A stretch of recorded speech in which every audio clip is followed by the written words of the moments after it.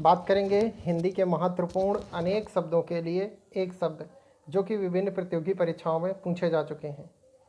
मूल कथा में आने वाला प्रसंग कहलाता है अंतः कथा।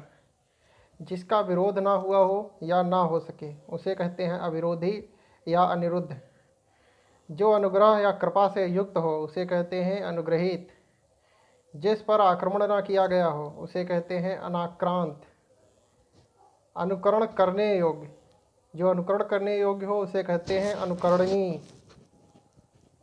जो प्रमाण से सिद्ध ना हो सके उसे कहते हैं अप्रमेय। किसी वस्तु को प्राप्त करने की तीव्र इच्छा कहलाती है अभीप्सा। जो साहित्य कला आदि में रस न ले उसे कहते हैं अरसिक। जो वध करने योग्य ना हो उसे कहते हैं अवध। जो स्त्री सूर्य भी नहीं देख पाती उसे कहते हैं असूर्यपस्या। जो शोक करने योग्य नहीं हो उसे कहते हैं अशोक्य। जो मृत्यु के समीप हो उसे कहते हैं आसन्न मृत्यु। वह स्त्री जिसका पति परदेश से लौटा हो उसे कहते हैं आगत पतिका। जिसकी भुजाएं घुटनों तक लंबी हों उसे कहते हैं अजानुबाहु। मृत्यु पर्यंत को कहते हैं आमरण। अपनी प्रशंसा स्वयं करने वाले को कहते हैं आत्मश्लाघी। ईश्वर में विश्वास रखने वाले को कहते हैं आस्तिक। शीघ्र प्रसन्न होने वाला उसे कहते हैं आशुतोष। विदेश से देश में माल मंगाना कहलाता है आयात। सिर से पांव तक इसे कहते हैं आपाद मस्तक। प्रारंभ से लेकर अंत तक उसे कहते हैं आद्योपांत। जो अतिथि का सत्कार करता है उसे कहते हैं आतिथेय या मेजबान। दूसरे देश के हित में अपना जीवन त्याग देना वह कहलाता है आत्मोत्सर्ग। जिस पर हमला किया गया हो उसे कहते हैं आक्रांत। जिसने हमला किया हो उसे कहते हैं आक्रांता। जिसने सूंघा ना जा सके उसे कहते हैं आग्रही। जो जन्म लेते ही गिर या मर गया हो उसे कहते हैं आजन्मपात। पवित्र आचरण वाला उसे कहते हैं आचारपूत। किन्हीं घटनाओं का कालक्रम से किया गया वर्णन कहलाता है इतिवृत्त। इस लोक से संबंधित उसे कहते हैं इहलौकिक। जो इंद्र पर विजय प्राप्त कर चुका हो उसे कहते हैं इंद्रजीत। माँ बाप का अकेला लड़का कहलाता है इकलौता। जो इंद्रियों से परे हो या इंद्रियों के द्वारा ज्ञात ना हो उसे कहते हैं इंद्रियातीत। उत्तर और पूर्व के बीच की दिशा कहलाती है ईशान या ईशान्य। पर्वत की निचली समतल भूमि कहलाती है उपत्यका। दूसरे के खाने से बची हुई वस्तु कहलाती है उच्छिष्ट। किसी भी नियम का पालन नहीं करने वाला कहलाता है उच्छृंखल। वह पर्वत जहाँ से सूर्य और चंद्रमा उदित होते माने जाते हैं उसे कहा जाता है उदयाचल। जिसके ऊपर किसी का उपकार हो उसे कहते हैं अपकृत। ऐसी भूमि या ऐसी जमीन जो अच्छी उत्पादक हो उसे कहते हैं उर्वरा। जो छाती के बल चलता हो सांप इत्यादि उसे कहते हैं उरग। जिसने अपना ऋण पूरा कर चुका हो, ऋण पूरा चुका दिया हो उसे कहते हैं उऋण।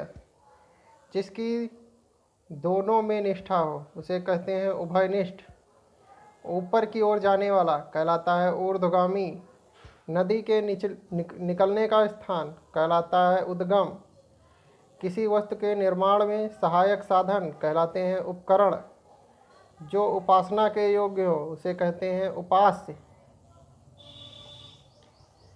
मरने के बाद संपत्ति का मालिक कहलाता है उत्तराधिकारी या वारिस। सूर्योदय की लालिमा कहलाती है उषा। कुएं के पास का वह जलकुंड जिसमें पशु पानी पीते हैं उसे कहते हैं उबारा। छोटी बड़ी वस्तुओं को उठा ले जाने वाला कहलाता है उठाई गिरा। जिस भूमि में कुछ भी पैदा ना होता हो उसे कहते हैं ऊसर। सूर्योदय के समय दिखने वाली लालिमा कहलाती है उषा। विचारों का ऐसा प्रवाह जिससे कोई निष्कर्ष ना निकले उसे कहते हैं ऊहापोह।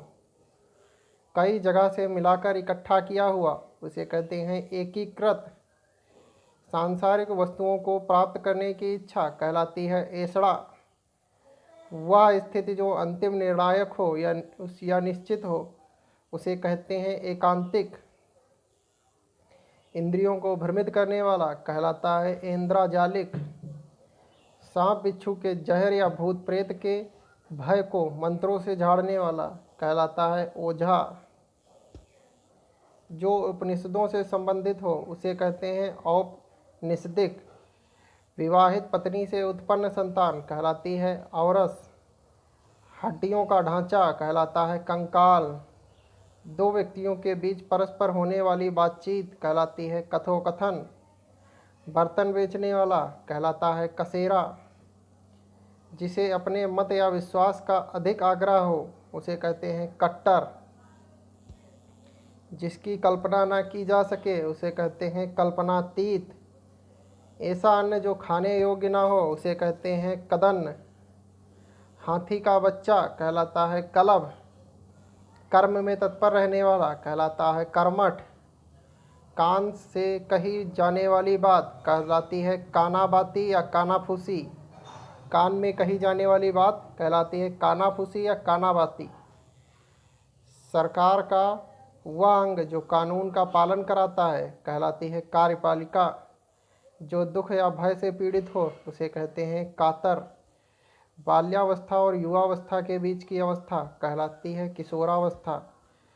जो बात पूर्व काल से लोगों से सुनकर प्रचलित है उसे कहते हैं किदवंती या जनश्रुति।